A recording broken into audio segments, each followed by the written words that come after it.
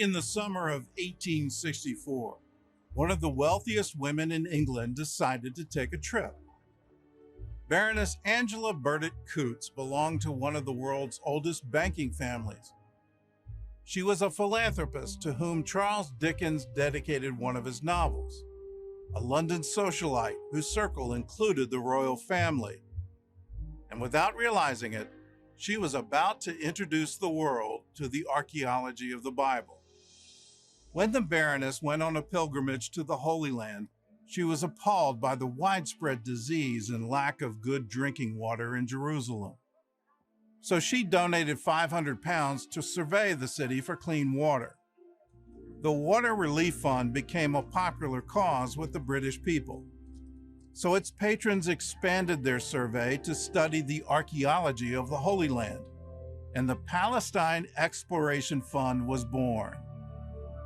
Holy Land fever swept through Britain, and the Baroness even convinced her friend Vicky to sponsor the new organization.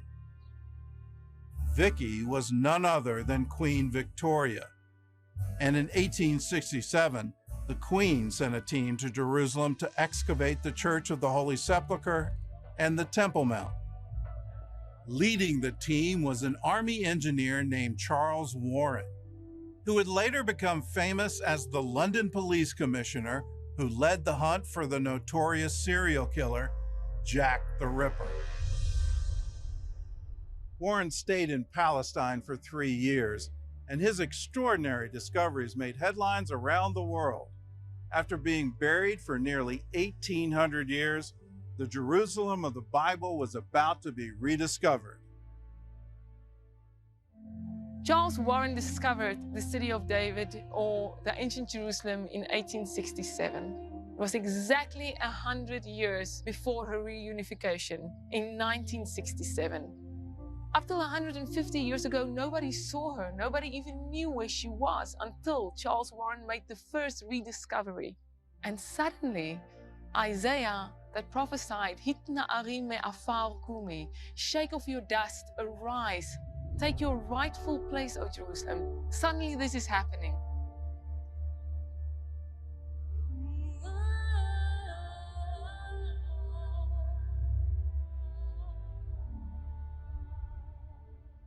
The first time when we read about Jerusalem, it's in Genesis, when Abram meets with Melchizedek right here in the valley of Kidron.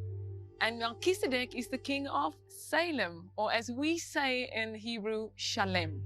And they meet here and they break bread together and they drink wine. And also it's the first time that we read that a tithe is being given to Jerusalem by Abram. Abram, the man in whom all the nations will be blessed. In Jerusalem, little is left from the time of the patriarchs. But less than 20 miles away, in the West Bank city of Hebron, these Bronze Age remains show glimpses of the city where Abraham pitched his tents. Nearby is the Cave of the Patriarchs, the site of biblical Machpelah. As far back as 1000 BC, this location was recognized as the place where Abraham purchased a cave to bury his wife Sarah. The monument, built by King Herod, is said to house the tombs of the patriarchs and their wives.